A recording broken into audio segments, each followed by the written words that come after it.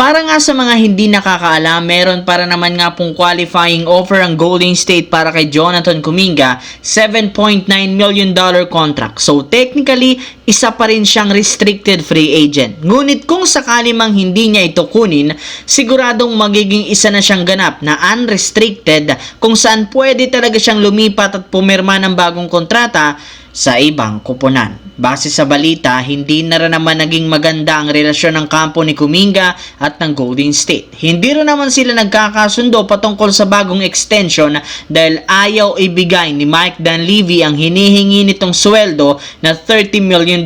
Dahil dito mukhang lumaki ang posibilidad na hindi na siya manatili pa at mas piliing lumipat at maghanap ng ibang team na mas magbibigay sa kanya ng malaking kontrata at magandang oportunidad para mapatunayan at mailabas ang kanyang tunay na potensyal bilang isang key player. Samantala, majority sa mga fans, analysts at maging mga NBA player naniniwala na ang syempre Oklahoma City Thunder ang magkakampyon at mananalo sa final series. Kaya maging ang superstar na si Shai Gilgeous-Alexander nagkaroon ng napakataas na confidence sa kakayahan ngayon ng kanilang team. Sa katunayan, sinabi nga nito sa interview na sinisigurado niya sa kanilang mga fans na makukuha ng Thunder ang kanilang first championship.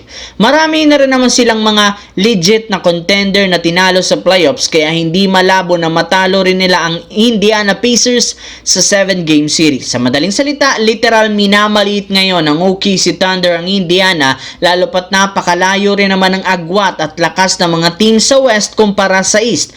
2 beses na rin naman nila itong tinalo sa regular season kaya naniniwala siya na kakayanin muli nila itong gawin sa magiging serye sa NBA Finals. Sa kabilang banda, kung superstar ng Los Angeles Lakers ang tatanungin, naniniwala ito na pwedeng maliitin ng OKC Thunder ang Indiana Pacers. Ayon kay LeBron James, ibang-iba rin naman ang lakas ng lineup ng Pacers kumpara sa nagdaang regular season. Napakalaki rin naman ang momentum na nakuha nila sa panalo laban sa Cleveland Cavaliers at New York Knicks at higit sa lahat, halos sanay na rin naman ang kanilang star player na si Tyrese Haliburton na maglaro sa playoffs lalo sa mga crucial minutes.